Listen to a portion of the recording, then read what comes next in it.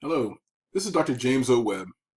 Today we're going to be doing another installation of Hadoop tools. This is a part of a series of videos that I've been doing on Hadoop.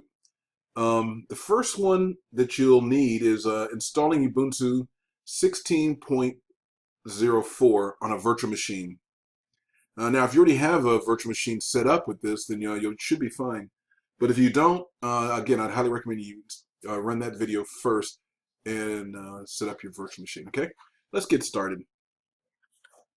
First thing we're going to do is we're going to set up our environmental variables within that virtual machine that we created during the last session. Again, we'll be on this particular video, we'll be installing a standalone version of Spark, so it does not require Hadoop or anything else underlying it. After we set the environmental variables, they will then install Java, Scala, and Spark. We're going to be using the source code of Spark, so then we have to build that Spark. Okay, so let's go ahead and get started. Okay, the first thing that was on our list was to go ahead and set up some environmental variables within our VM.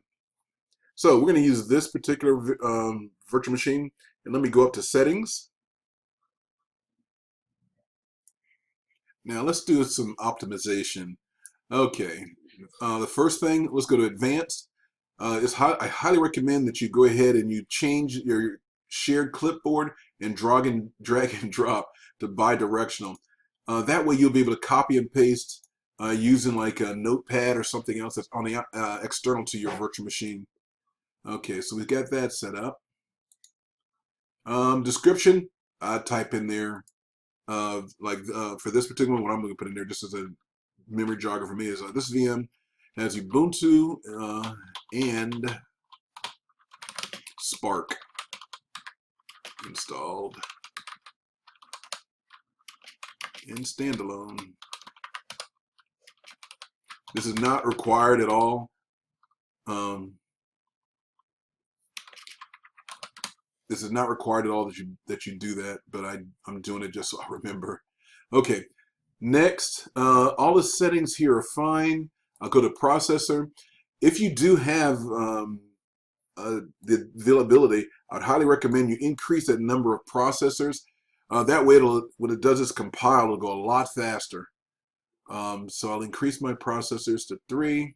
Could go to 4, but I'll just stop at 3. Everything else is good there. There's nothing you need to change as far as the display. Storage, we'll take care of storage in a few minutes. Nothing as far as audio. Networking is fine. Serial, USB, they're all fine. But shared folders, I'm going to set up a shared folder so that I can bring in the source code, or the code that or the instructions that I'm using for this video. It'll be very easy if I just bring it in. So I just clicked on machine folders, plus, before I do that, let me go back out and share a folder for you. To share a folder, I'll bring up my file manager, file explorer, and I'll create a shared folder. I'm just going to go down here to documents, and from documents, I'll create a folder, new folder, and on that folder, I'm going to call it shared folder.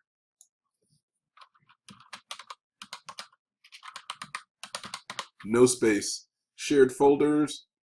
No, shared folders, fine. And hit enter. Now I have a shared folder. Now I just can do a few things to set up the for the settings. Right click on that shared folder, and up here where it says share, let's see, share with specific people. Now I'm going to share this with everybody. So I just go here to my little drop down arrow, and I want to make it so that this folder is available to everybody. And then you say add. Now, as far as the permission level, I'm going to change it to read and write. Therefore, anybody can read and write to that folder. And then down in the lower right-hand corner, I'll set share. As you notice, I'm using Windows 10. Okay, now that we've established that shared folder, the next thing we need to do is we'll go back into our virtual machine, and now I could say, okay, Now, as far as continuing to set this up for machines, machine folders, then I'll plus the plus. Folder path, now we're going to go back out to our Windows directory, just select Other. It'll come up, and let's see, we went into the Documents directory, and if you recall, here's our shared folder. So I'll select Shared Folder. And then so the folder is selected, and I'll select Folder. Now, we want to make this auto mount, and just say OK. Don't select read only, because if you do that, then you'll only be able to read. You can't write back to it. And you're going to want to be able to read and write to your shared folder. So, OK. That's set up. And you say OK. All right. So on this end, we've done everything as far as the settings that we wanted to do, as far as to optimize that virtual machine. Now let's go ahead and run that machine. So with the virtual machine highlighted, I'll go ahead and select Start.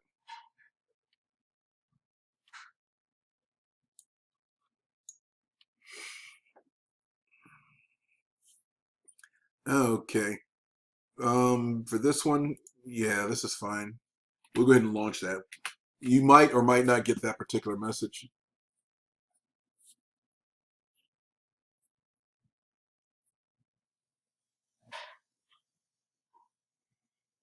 Yeah. The reason I got that message is I had interrupted that particular virtual machine earlier, and it didn't get a chance to do a clean shutdown.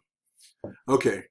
So now type in my password for the virtual machine.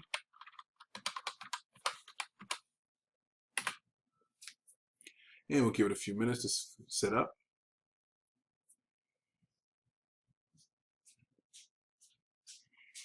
Okay. Now let's go ahead and close this top bar. And we're going to get started. Okay. Let's go ahead and get started as far as adding some more things to the system. Devices. Because what we want to do is we want to allow, and go ahead and let's install guest additions.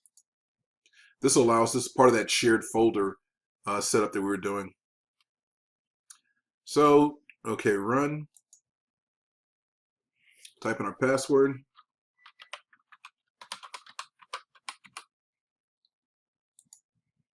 And it's going to go ahead and install a few things in there as far as, again, this is all part of, because we want to do shared folders.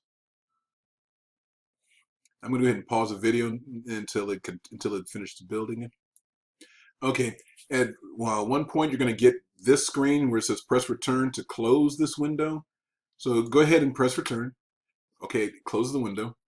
The next thing I'm going to do is let's install a few more things. Up here, let's get a few applications. The first one is going to be terminal. So as soon as you're typing, they'll come up. So terminal, we want that.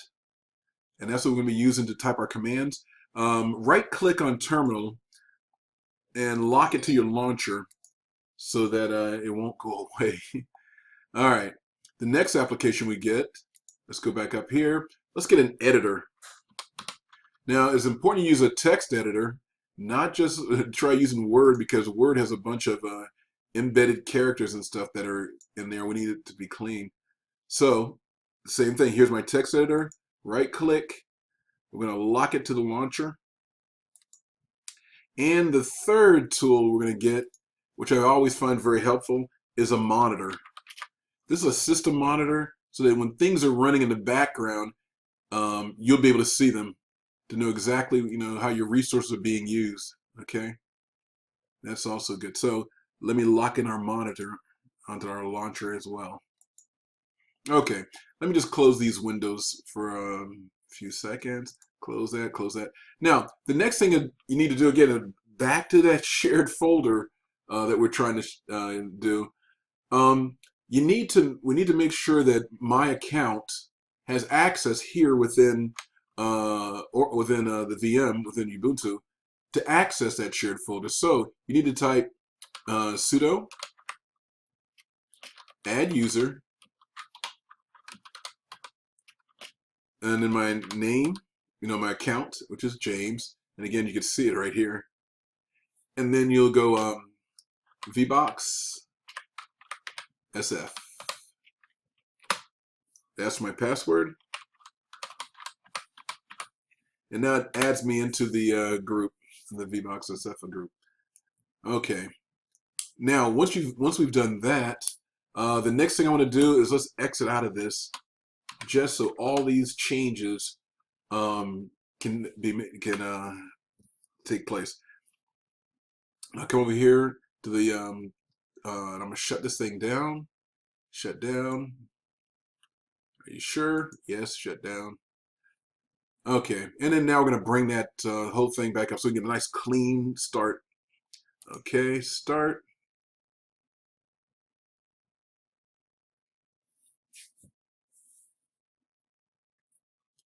And you'll notice we don't get all the garbage we had earlier because I didn't interrupt. I actually did a shutdown, so I was able to get a nice clean environment as it comes up.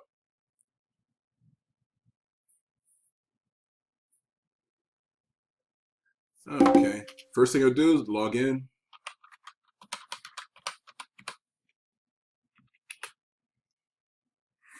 And let's go ahead and close this top bar. You'll notice now as it comes up, you'll see all those applications that we installed are still there. Okay, now the next thing we need to do is let's go ahead and set up things so we can go ahead and start getting to business. First, we're going to bring up our terminal. Terminal, okay, we're going to use the upper part of the screen for that. Let me open this window up a little more. And then the bottom part, we're going to be using our editor. So let's go ahead to the text editor. And let's size this a little bit.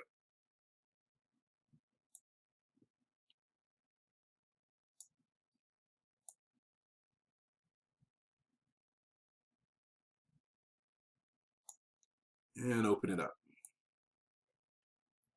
There. Now we have a nice working environment. The next thing I want to do is let's bring in that code that we put out there on that shared folder. So I'll go open, other documents, and right here, shared folder.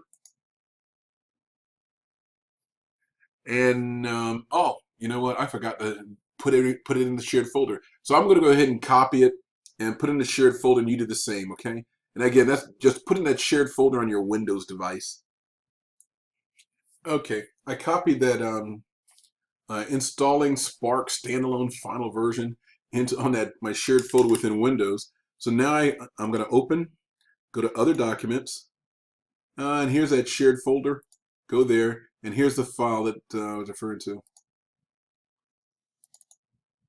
Okay, and now we have step-by-step instructions in our screen that we can use as we go through here. Again, we've already done the environmental, setting up our environment. We did the optimization to include adding guest additions, and now another point I want to make is what you might want to do is if you use some newer versions of this, because again, there's 3 applications I'm installing: Java, Scala, and Spark.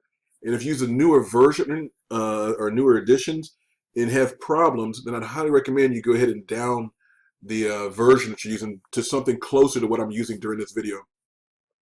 I noticed that as I tried using the most current editions of Spark, I had a problem. I guess it's just not, there's just so many dependencies between that Java and Scala and Spark that, again, if you have problems, then go ahead and downgrade back to these lower versions of these different applications, okay? All right, the first thing we need to do is let's go ahead and install. Now, all the commands, I've prefaced them with a hashtag. So you want to include the hashtag when you copy. So the first thing we'll do is install Java. So I'll just go ahead and highlight the first step, copy. I can come up here, right click, paste, and I go ahead and execute that. My password. Okay, comes down and it says press enter to continue. Press enter and let it finish up. Okay, we've done the first step. Next, let's where it says get update. we're going to get the latest updates as far as for this Java. Copy,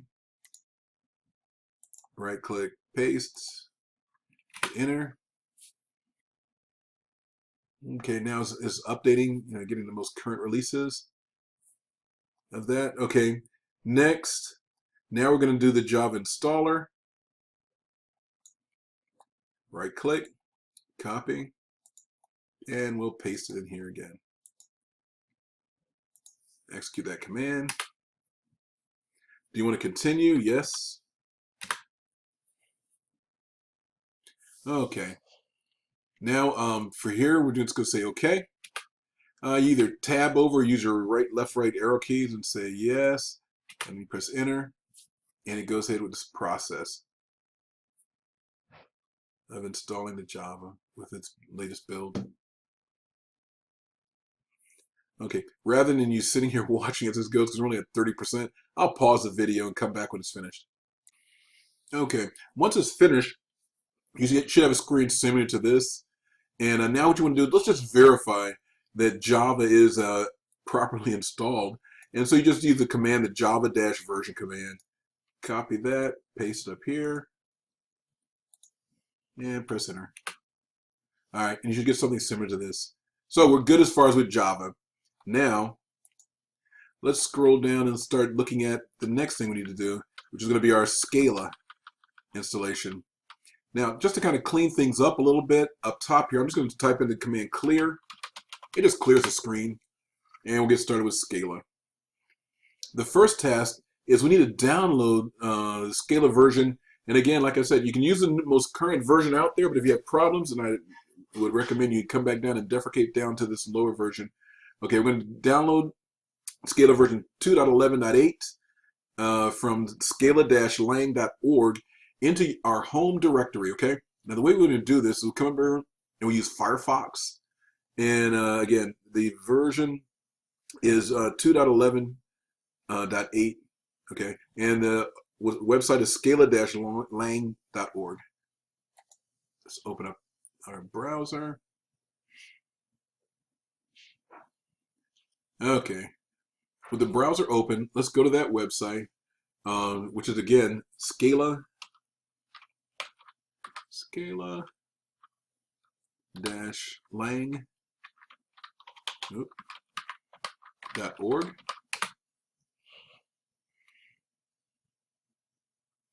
Okay.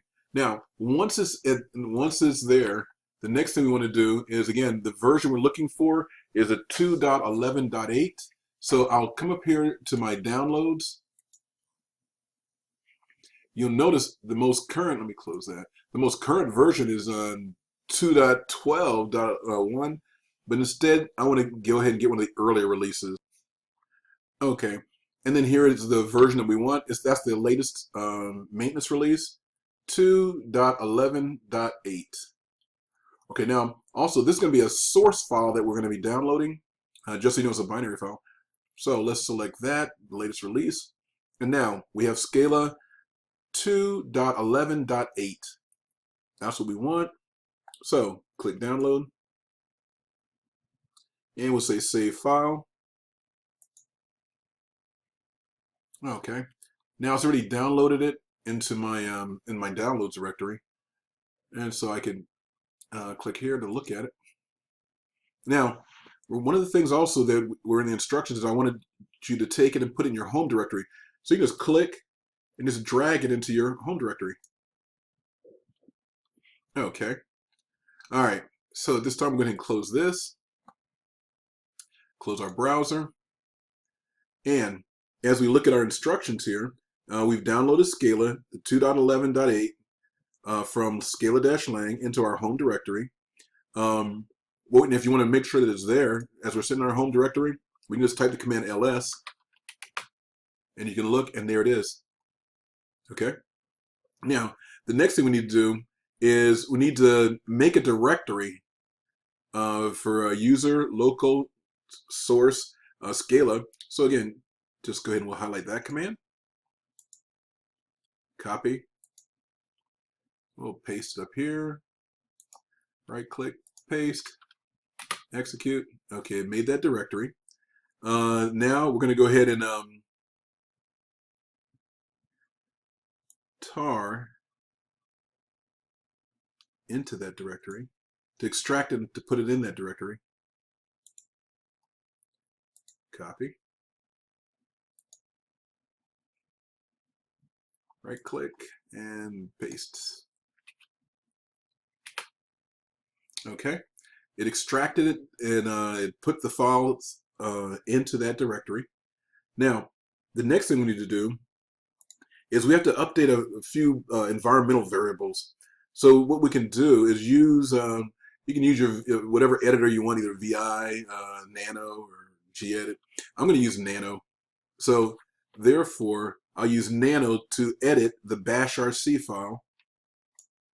And the bashrc file contains a lot of environmental variables and stuff like that. And that's what we're going to put in a couple of these exports so it can be able to find the path when it needs to. Okay, bashrc. It comes up. You watch where that flashing cursor is. And go ahead and we're going to go all the way down to the end. Okay, and down the end, we're going to go ahead and we're going to put these two files, or these two commands. Right click, copy, click, right click, paste. Okay, let's clean this thing up a little bit. Okay, there, we've already, now to exit and save is Control X is to exit. So you hold on your Control key and press X. And then to save is asking you, do you want to save this modified thing? You say yes. So you press Y. And then the file name to write it to is going to be our bashrc. So you just press Enter. Okay. Now, after doing that, we want to, so we've done our exit and save. Now we want to make sure that to invoke those changes without having to restart this thing. So we'll go back and we'll do a dot copy paste, copy, and we'll paste. So we're doing a dot bashrc. Okay, it updated our variables. Now, one of the things we can do just to verify, let's scroll down a little bit, that Scala has been installed correctly, is we can just go ahead and execute this command, Scala-version, just like we do with Java. Copy. Then we're just going to go ahead and paste. Press Enter. And now it'll come back. It'll tell us this Scala version 2.11.8 is there, copyright and everything. So we're good there. So far, so good. So the next thing we need to do is we need to install Git.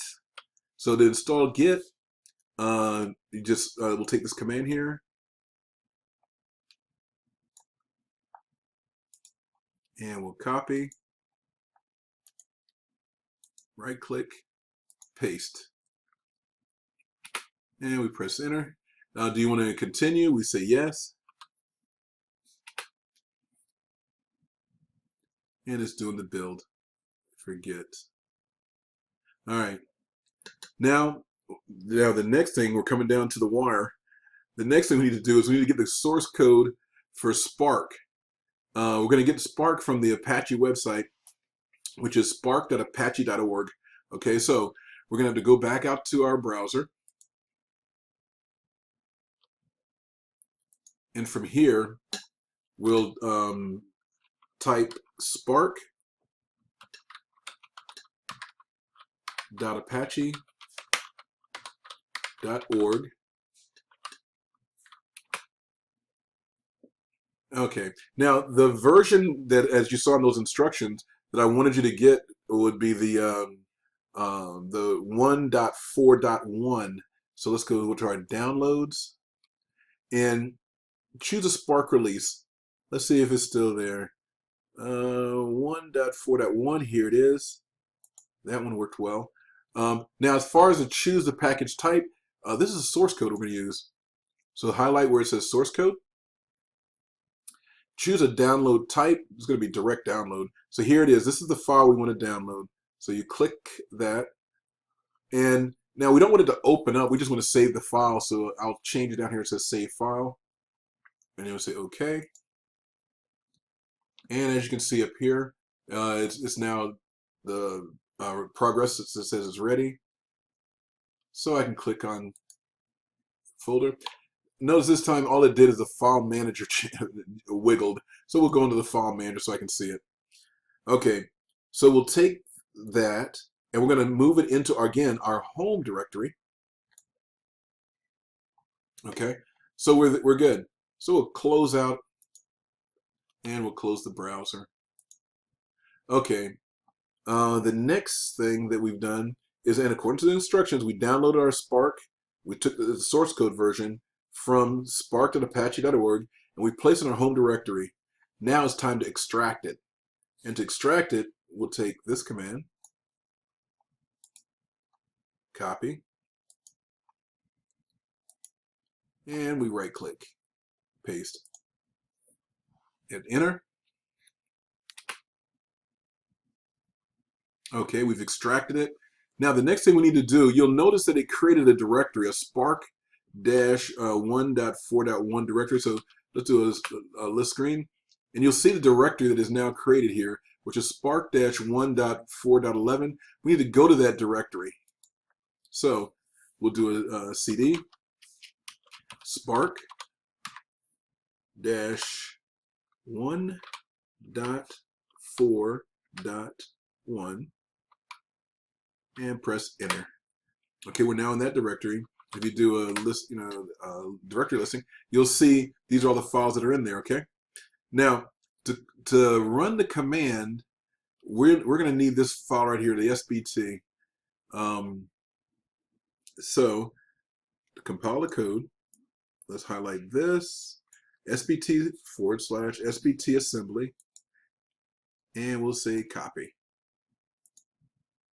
Right click, paste, press enter. Okay, don't worry about it. There was a little, it came up and it just let us know that the script has been relocated to the bin directory. Because we had our environmental variables set up, it knew how to find it, so we're good there.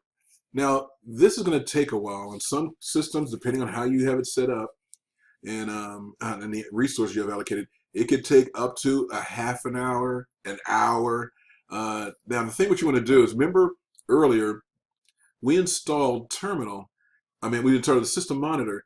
This is a good time now to click on your system monitor so you can see what's actually going on. And you want to, now here's the processes. These are the resources. You want to watch the resources. So what I would do is, because we're not going to really be using our editor much more at this point, I would go ahead and set my monitor over here, and then that way you can see the progress. So you'll know that, again, although this cursor is sitting here like that, that your system is not just idle, that it is actually processing. Another thing you can do is you can look down here at the bottom, and you can see the activity as far as the network activity and the disk activity constantly just flashing. So that's also lets you know that activity is going on and your system is not just idle. Okay? So rather than sitting here with you for the next half hour or so, I'm going to go ahead and pause the video, and we're going to let this build go ahead and continue. Once it's finished, I'll continue with the video. Okay, I'm sure you've noticed now that this is taking quite a while, but again, I'm not stopping yet. Because again, as you look in the system on, you can see all the activity going on down here, the disk drives, the network history. And you can even see from the code here that it's going out and it's pulling down from the internet other things like from Maven and GitHub. It'll also, what will happen, I'm sure you've noticed by now, that it'll even after a while your virtual machine will even just go into a not a hibernation state, but it's a screensaver. The screensaver is going to come up, and you have to log back in. But it's still, everything's still working in the background, so there was nothing to worry about. Okay, so I'm going to go ahead and pause the video again and let it continue as it's doing its build. You see all these successfuls. That's looking very good. So I'll come back after it's finished. Okay, as you can see, we've now finished. I'm going to go ahead and close my system monitor. And as you can see, as far as results, you should say get success, and it'll tell you the total time as far as how long it took to compile. And so now the last thing we need to do is we want to test to make sure everything's working right. So we want to, the Spark shell is located in the bin directory. So without having to change directory or anything, I'm just going to go ahead and use this command. We'll copy and paste, and we'll exit that.